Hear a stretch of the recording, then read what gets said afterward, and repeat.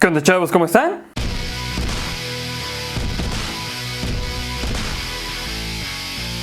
Bien, ¿por dónde empezamos? Agosto 4, 9:55 de la mañana, Palo Alto, California, 1971. Bajo los cargos de robo a mano armada, fueron detenidos en sus hogares 9 sospechosos. Se les leyeron sus derechos y, si bien no parecía importunarles las miradas de los vecinos y demás curiosos, se les registró y transportó a la comisaría de la policía local esposados y con sirenas encendidas. Una vez en la comandancia se les fichó y, ya estando en una celda provisional, se les vendó los ojos. La razón, a pesar de que se les hubiesen fincado cargos criminales, los cuales eran muy reales, ellos habían contestado a un anuncio en el periódico local. El anuncio pedía voluntarios para un estudio de comportamiento. Querían evaluar los cambios psicológicos en los voluntarios al experimentar la vida en la cárcel. $15 diarios era el sueldo para participar en dicho estudio. De entre 70 solicitantes, se escogieron 24 estudiantes de nivel universitario de entre Estados Unidos y Canadá. Había 2 roles a desempeñar: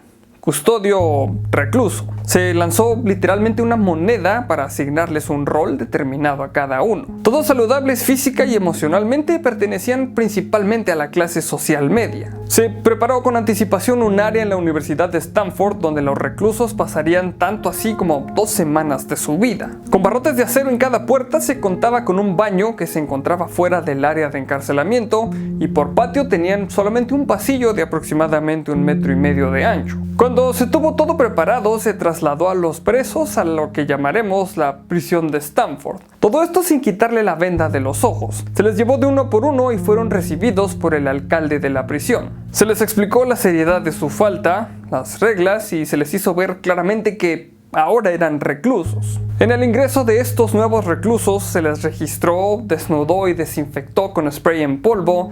Todo esto para transmitirles la idea de que podrían tener gérmenes o piojos, o que podrían ser contagiados con ellos. Estando desnudos, con los brazos recargados en la pared y las piernas entreabiertas, fueron ignorados por los guardias tanto tiempo como fue posible. Algunos guardias empezaron a hacer burla de los genitales expuestos de los reclusos, haciendo un chiste del tamaño o de cómo colgaban sus genitales unos más altos que otros. Además, debo mencionar que aún permanecían con los ojos vendados. Mantener esa posición debió haber mantenido un nivel de incomodidad impresionante para alguien que esperaba pasar el domingo en casa con la familia. Verán, este proceso de humillación es común. Es parte de un proceso de desadaptación del mundo al que ya no pertenece. Esta experiencia en conjunto de raparles la cabeza tiene un efecto contundente en la vida del recluso. Es un shock quizá necesario para disminuir la comodidad de la libertad, de incomodarlo en su nueva vida sin grandes privilegios.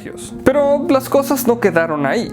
Para hacerles sentir lo rigurosos que podrían llegar a ser la vida en prisión, no se les dio un uniforme. En vez de eso, se les dio una bata larga que más bien parecía un vestido. No se les permitió usar ropa interior y usaban sandalias de plástico todo el tiempo. Y a partir de ese ingreso no tendrían nombre. Se les llamaría en todo momento por un número. El shock y la reacción fue tan intensa al hacerles usar un vestido en vez de ropa de reo normal, que algunos empezaron a actuar de manera un tanto femenina al caminar, en sentarse o en comportarse. Y no solo eso, se les hacía llevar una cadena en alguno de sus tobillos, tal como si fuera un grillete. Esto de ninguna manera es algo habitual en alguna cárcel, pero la intención era cortar el proceso de desadaptación y conferirles el estado de presos de la manera más rápida posible. Ciertamente esta situación les recordaba de manera constante la opresión de la que eran objeto, el sonido de un grillete que no te permite ni un momento olvidar que estás en prisión. Definitivamente esto cumple su cometido. Aunque los números de identificación se usaron principalmente para que los ahora reclusos tuvieran un sentido de anonimato, al llamárseles solo por su número de identificación, incluso entre reclusos, tenía un efecto deprimente al extirpar toda personalidad de los individuos. Olvidaba mencionar que no se les rapó la cabeza como es habitual en algunas prisiones, pero se los obligó a usar en todo momento una media en la cabeza con la intención de imitar el efecto psicológico que este proceso tiene. Ahora, no solo estaban extirpando todo rastro de individualidad, también estaban adoctrinándolos a obedecer sin importar lo absurdo que parecieran las reglas de su prisión. Simplemente ellos no tenían el privilegio de decidir en nada que tuviera relación con su apariencia física. ¿Y qué tan absurdas podrían llegar a ser estas reglas? Este control de los reclusos. Estas medidas que tomaron los carceleros para someter y mantener en línea esta camada nueva de delincuentes. Bien, a los guardias no se les dio preparación alguna. Más bien, de forma breve se les explicó un poco sus límites, los cuales caían básicamente en no dañar de manera física a sus reclusos. Lo que sí se hizo fue explicarles lo que se esperaba de ellos. Se esperaba que de alguna manera mantuvieran la ley y el orden en la prisión, que hicieran lo que consideraran necesario para obligar a los presos a mostrar respeto. Es decir, dentro de algunos pocos límites eran libres para crear su propio código de conducta, su misión era peligrosa y se requería seriedad y compromiso. Debían entender que como sus reclusos eran reales, su papel como guardias requería la misma sintonía. Los guardias tenían un uniforme caqui, un silbato y un bastón de policía, así como gafas de sol que evitaban que los reclusos vieran directamente a sus ojos y así poder interpretar sus emociones. Era un estudio en conjunto, se estudiaban tanto los reclusos como los guardias. Solo recuerden que en este estudio tanto los reclusos como los guardias desempeñaban un papel real. El estudio comenzó con 9 guardias y 9 reclusos. Teniendo en cuenta que ambos grupos estaban conformados por una mezcla homogénea de hombres jóvenes, tanto prisioneros como guardias, no eran más violentos, rebeldes u hostiles que los otros. Podría sin ningún problema intercambiar cada uno de ellos y se obtendría básicamente el mismo resultado. A simple vista teníamos dos tipos de escenarios. Uno extremadamente negativo al sentirse humillado y privado de la libertad, y otro donde los guardias trabajarían por 8 horas y después irían a sus casas a descansar, cumpliendo roles para no permanecer todos trabajando al mismo tiempo. Ser un recluso en este experimento era un trabajo de tiempo completo. Cabe mencionar en este punto que los reclusos no sabían que iban a ser arrestados. Simplemente se les dijo que estuvieran disponibles aquel domingo por la mañana. La experiencia debió mezclar las emociones entre la realidad y la ficción por la parte de interpretar un recluso en tal experimento con tal veracidad. No muevan sus cabezas, no muevan su boca, no muevan sus manos y no muevan sus pies, no muevan nada, cállense y quédense donde están. Fueron las palabras de uno de los guardias para mostrar su autoridad. Se dirigirán a los otros prisioneros por su número y solo por su número en todo momento. Se dirigirán a los guardias como señor guardia de correccional. Tan pronto como iban llegando más prisioneros se les daban las mismas instrucciones, el mismo trato, la misma ropa pero con su respectivo número. Párese derecho, número 7258. Manos a los lados, no se rían, pongan atención que voy a decirles las reglas nuevamente. Hasta aquí todo bien, pero a las 2:30 de la madrugada los guardias despertaron abruptamente a todos los reclusos, sonando sus silbatos y golpeando las rejas con sus bastones. ¿Con qué propósito? Que cada quien repitiera su número. A partir de aquí iba a ser común hacer estos recuentos. A partir de aquí era claro que su número era su nombre. Pero recordemos algo, los guardias no tenían órdenes específicas. Se les dijo que hicieran lo necesario para mantener la ley y el orden, pero no tenían instrucciones de hacer estos reconteos a deshoras de la noche. Esto lo hacían los guardias para afirmar su autoridad, y dado que aún no sabían cómo hacerlo, esto les daba una idea y probablemente tendría efectos sobre los también novatos reclusos. Para este punto los guardias ponían regularmente a los prisioneros a hacer flexiones para castigar su código de conducta, las infracciones al código que ellos mismos crearon e implementaron. No había pasado ni un día, pero uno de los guardias ya se subía a la espalda de uno de los prisioneros durante las flexiones e incluso obligaba a otro prisionero a hacerlo con otro de sus compañeros. Al segundo día, este experimento empezó a mostrar resultados inesperados. Dado que en el primer día no se habían experimentado incidentes de gravedad, que en el segundo día se presentara un motín fue todo un suceso. Unos reclusos se quitaron el gorro, arrancaron sus números de su ropa e hicieron barricadas con sus camas poniéndolas contra la puerta. Al parecer los prisioneros estaban tomando valor y empezaron a rebelarse, insultaban a los guardias, se burlaban de ellos y la respuesta de los guardias nos hizo esperar. Notablemente frustrados y enojados, los guardias tenían que resolver el problema. Tenían que decidir qué harían con el amotinamiento de los reclusos. Visiblemente molestos, los guardias de la mañana culpaban a los del turno de noche por haber sido demasiado indulgentes. Sin embargo, el turno de noche se quedó con los de la mañana para reforzar el turno, y al llegar el siguiente turno de noche se reunieron y decidieron responder a esta situación de la misma manera, con violencia. Los guardias armados de un extintor de CO2 obligaron a los reclusos a alejarse de las puertas. Forzaron su entrada y desnudaron a los reclusos. Les quitaron las camas y aislaron al cabecilla de la rebelión y empezaron a intimidar a los reclusos de uno por uno. Con la rebelión disminuida tenían que enfrentar la problemática. 9 guardias con bastones contra 9 reclusos no era una situación muy inteligente. Era sencillo, no podían permanecer todos los guardias a todas horas. Después de buscar una solución, estuvieron de acuerdo en usar la psicología para manejar la situación. Decidieron dividir a los prisioneros, pero la manera en la que lo hicieron fue muy creativa. Verán. Escogieron 3 prisioneros. Según su criterio, pusieron en una celda a los 3 menos revoltosos. A ellos se les devolvió la ropa, las camas y se les permitió lavarse y cepillarse los dientes. Además de una comida especial, todo esto enfrente de los demás reclusos. Esto no hubiera sido tan significativo, pero la razón fue la siguiente. A los revoltosos les revocaron ciertos privilegios como el de comer por un tiempo determinado.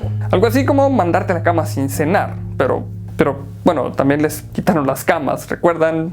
En fin, esta fue la manera en la que los guardias quebraron a algunos de los reclusos, simplemente debilitando los vínculos entre ellos, debilitando su solidaridad. Ahora, eso es entendible, ¿no? Te portas bien, te va a ir bien, ¿cierto? Pues medio día después de este suceso, los guardias hicieron algo que desconcertó a todos los prisioneros. Tomaron a algunos de los prisioneros VIP de la celda privilegiada y los pasaron a las celdas comunes, y algunos de los revoltosos los pasaron a la celda VIP. Complicado, ¿no? Pues la verdad no lo es tanto. Lo que querían los guardias era generar desconfianza entre los reclusos y tuvieron éxito. Los cabecillas de la rebelión pensaron que los revoltosos, a quienes recién mudaron a la celda VIP, habían hecho alianzas con los guardias.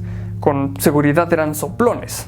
A partir de aquí, la confianza ya no se recuperó. Este conato de rebelión puso sobre aviso a los guardias. Los hizo trabajar en equipo. Los hizo apoyarse entre ellos. Si antes habían tomado muy en serio su papel, esto lo había dejado más claro aún. Sin embargo, para los reclusos la situación no iba a mejorar. Los guardias ya habían notado que cuando los reclusos se unieron, pusieron en riesgo la seguridad tanto de la prisión como de ellos mismos. Esto hizo que se tornaran más controladores, alertas, pero sobre todo más agresivos. Siendo los guardias amos y señores de la prisión, dejaron en claro quién estaba al mando. Restringieron los privilegios, incluso ir al baño era una decisión del guardia en turno. En este punto es donde los guardias empezaron a mantener el control, o quizás es cuando lo perdieron. Lo anterior lo comento porque en este punto obligaban a los reclusos a hacer sus necesidades fisiológicas en una cubeta. Pasado el toque de queda, que diariamente se realizaba a las 10 p.m., en muchas ocasiones no se les permitía vaciar las cubetas, dejando así la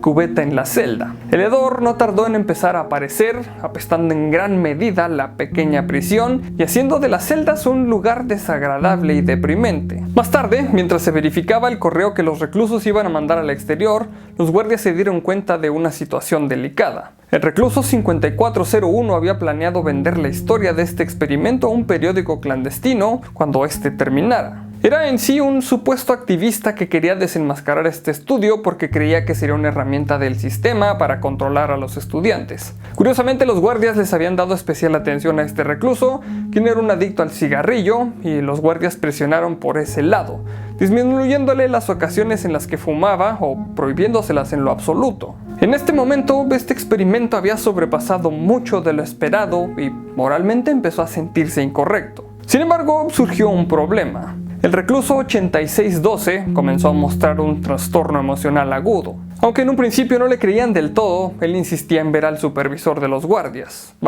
quien estuviera a cargo. Él quería salir libre, emocionalmente estaba derrotado. Su tiempo en confinamiento en solitario era excesivo y los guardias siempre pensaban que hacían lo correcto para mantener la ley y el orden. El reo 8612 estaba realmente en mal estado psicológico, cansado y abrumado mentalmente. Cuando el supervisor de guardias lo vio, le dijo: ¿eres tan débil? ¿Acaso no quieres tu dinero? ¿Qué tipo de abusos crees que te esperan en San Quintín?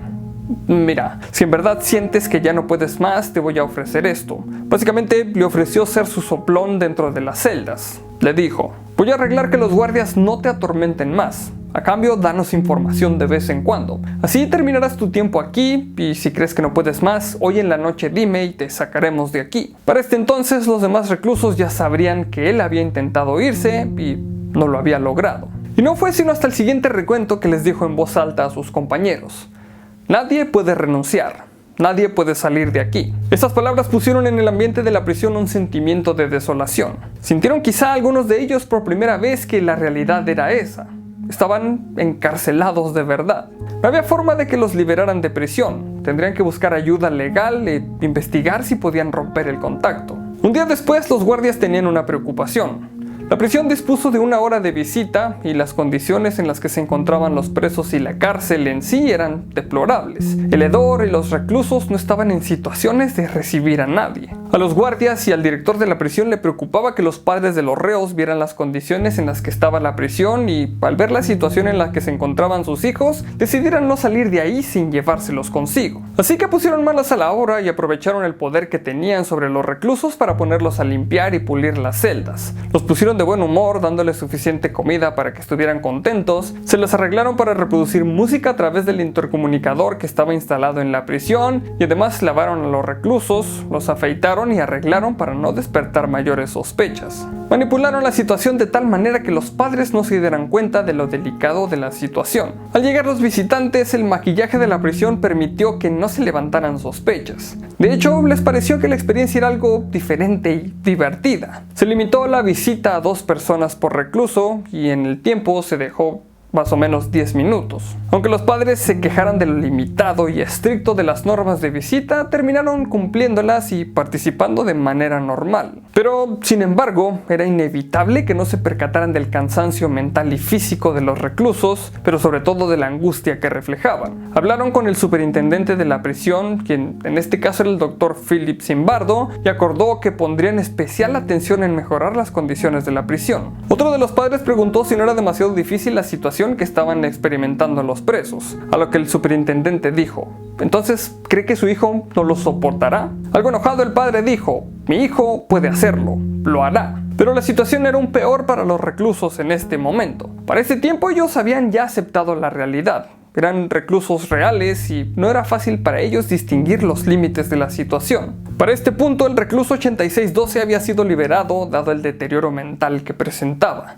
Básicamente no había tolerado ni 36 horas cuando sus problemas de ansiedad y angustia se materializaron. Pero fuera del suceso con el inquilino 8612, la situación no descansó ni un minuto. Poco tiempo después de que el día de visita no terminara tan mal como pensaron que terminaría, surgiría el siguiente gran problema para el que los guardias se estaban preparando. Consistía básicamente en un rumor. Los reclusos planeaban hacer una fuga en masa. Todo esto con ayuda proveniente del exterior. Reuniría a un grupo de amigos para irrumpir en la prisión de Stanford y rescataría a sus antiguos compañeros de celda. Aunque los guardias se prepararon para tal evento, resultó que al exresidente de la prisión de Stanford realmente no le interesaba volver, ni siquiera para ayudar a sus excompañeros. Así que, al final de cuentas, todo quedó en un rumor. Sin embargo, fuera de disminuir los abusos hacia los reclusos, al parecer los guardias querían revancha.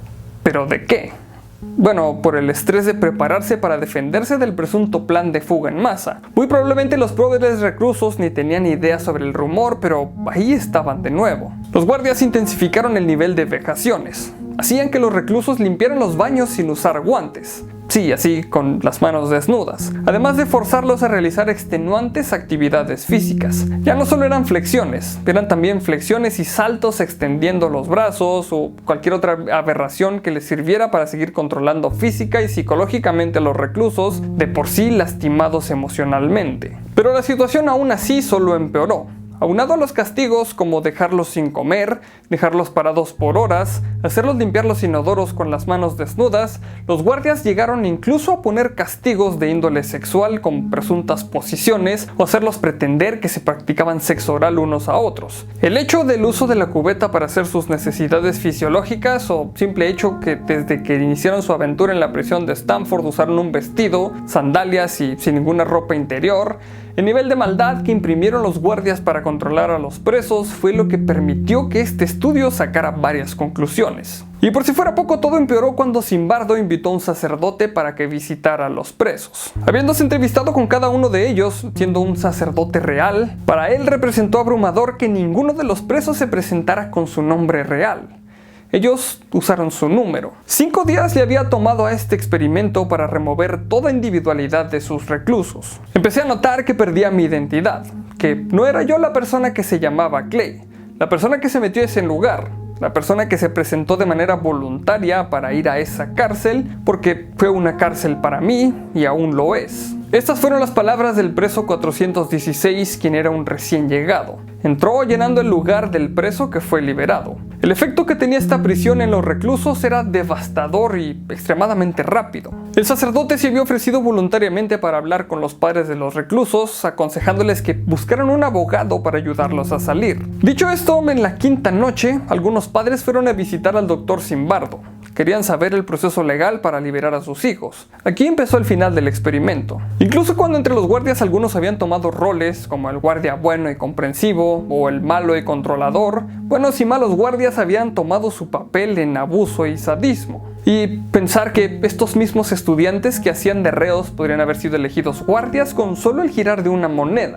Eventualmente se decidió terminar el estudio por dos razones. En las cintas de video se habían descubierto que el nivel de sadismo empleado por los guardias estaba empeorando, como si eso pudiera ser posible. Esto pasaba sobre todo por la noche.